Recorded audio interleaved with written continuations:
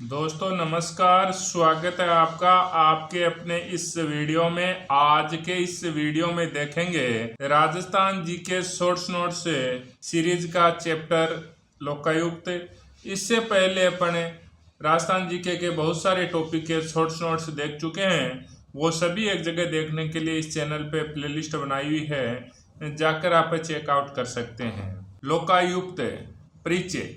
अधिकांश देशों में इस संस्था को ओम्बुड्समैन कहा जाता है। भारत में इसे दो स्तरों पर जाना जाता है, केंद्रीय स्तर पर लोकपाल, राज्य स्तर पर लोकायुक्त।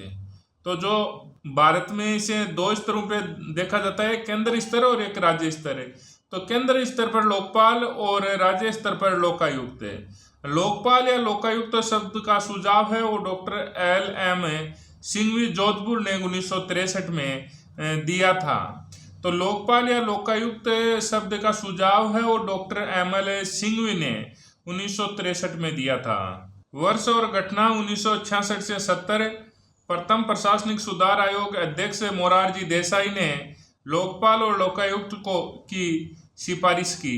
1968 में पहला लोकपाल विधेयक लोकसभा में प्रस्तुत हुआ। 1970 में उड़ीसा प्रथम राज्य जिसने लोकायुक्त विधेयक पारित किया। 1971 में महाराष्ट्र में लोकायुक्त की स्थापना की। 1973 में राजस्थान में लोकायुक्त संस्था की स्थापना हुई और 31 दिसंबर 2013 को लोकपाल व लोकायुक्त अधिनियम 2013 पर राष्ट्रपति के हस्ताक्षर हुए और 16 जनवरी 2014 को अधिनियम प्रभावी हुआ। तो इस प्रकार से ये कुछ वर्ष और घटनाएं हैं। तो अपन दोबारा से इसको देखते हैं। 1966 में प्रथम प्रशासनिक सुधार आयोग अध्यक्ष मोरारजी देसाई लोकपाल लोकायुक्त की सिफारिश इन्होंने की। फिर 1968 पहला लोकपाल विधेयक लोकसभा में प्रस्तुत हुआ। तो कब हुआ? 1968 में। 1970 में उड़ीसा प्रथम राज्य है जिसने लोकायुक्त विधेयक पारित किया। तो भारत का पहला राज्य जिसने लोकायुक्त विधेयक पारित किया तो वो उड़ीसा। फिर 1971 में महाराष्ट्र में लोकायुक्त की स्थापना। फिर 1973 में राजस्थान में लोकायुक्त संस्था की स्थापना। फिर 31 दिसंबर 2013 को लोकपाल व लोकायुक्त अधिनियम 2013 पर राष्ट्रपति के हस्ताक्षर और 16 जनवरी 2014 को यह अधिनियम पूर्णतया प्रभावी हुआ। राजस्थान में लोकायुक्त 3 फरवरी 1973 से राजस्थान लोकायुक्त एवं उप लोकायुक्त अध्यादेश लागू। 26 मार्च 1973 को राष्ट्रपति की स्वीकृति प्राप्त। प्रकृति है वैधानिक है एवं सलाहकारी संस्था है। दंड देने का अधिकार नहीं है, केवल जांच कर सकती है। ये दंड नहीं दे सकती है, जांच कर सकती है। मुख्यालय है वो जयपुर में है। जो सदस्य हैं वो एक लोकायुक्त होता है और 8 सदस्य होते हैं। कुल मिलाकर 9 सदस्य इसमें लोकायुक्त सहित होते हैं। धारा 3 नियुक्ति। लोकायुक्त की नियुक्ति राज्यपाल द्वारा 2 सदस्यीय चयन समिति की सिफारिश पर की जाती है। चयन समिति के सदस्य विधानसभा में विपक्ष के नेता, उच्च न्यायालय का मुख्य न्यायाधीश, उप लोकायुक्त की नियुक्ति लोकायुक्त के परामर्श से राज्यपाल द्वारा, शपथ राज्यपाल या उसके द्वारा नियुक्त कोई व्यक्ति दिलाता है। धारा 4 योग्यता। लोकायुक्त बनने के लिए व्यक्ति उच्चतम न्यायालय का सेवानिवृत्त न्यायाधीश या फिर उच्च न्यायालय का सेवानिवृत्त मुख्य न्यायाधीश होना चाहिए। तो लोकायुक्त बनने के लिए या तो उच्चतम न्यायालय का है वो सेवानिवृत्त न्यायाधीश है, या फिर उच्च न्यायालय का है तो वो सेवानिवृत्त मुख्य न्यायाधीश है। किसी लाभ के पद पर ना हो, संसद या राज्य विधानसभा का सदस्य ना हो, किसी राजनीतिक दल से संबंध उनका ना हो। कार्यकाल व सेवा शर्तें। कार्यकाल 5 वर्ष या 65 वर्ष की आयु जो पहले हो। पुनर्नियुक्ति संभव नहीं है। त्यागपत्र राज्यपाल को दिया जाता है। वेतन भत्ते पेंशन है ये राजस्थान उच्च न्यायालय के मुख्य न्यायाधीश के समान है। तो इनका कार्यकाल है वो 5 वर्ष या 65 वर्ष की आयु जो भी पहले हो।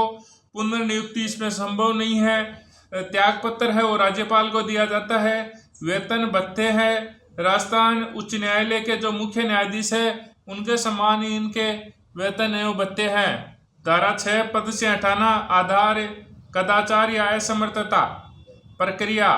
राज्यपाल उच्चतम न्यायालय के न्यायाधीश या उच्च न्यायालय के सेवारत या सेवानिवृत्त मुख्य न्यायाधीश से जांच करवाता है।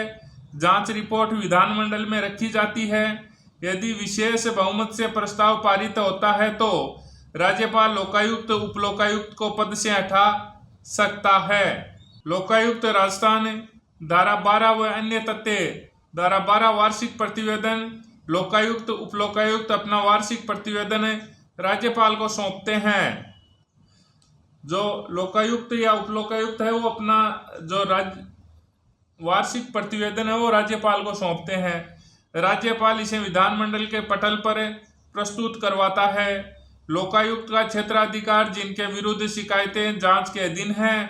राज्य के मंत्री, लोक सेवक, सचिव, विभागाध्यक्ष, जिला प्रमुख, उप जिला प्रमुख, पंचायत समिति के प्रधान एवं उप प्रधान, जिला परिषद एवं पंचायत समिति की स्थायी समितियों के अध्यक्ष, नगर निगम के महापौर एवं उप महापौर, नगर पालिका नगर विकास न्यास के अध्यक्ष व उपाध्यक्ष, राजकीय कंपनियां निगम मंडल के अध्यक्ष, सरकारी अधिकारी एवं कर्मचारी वर्तमान में कार्यरत हैं।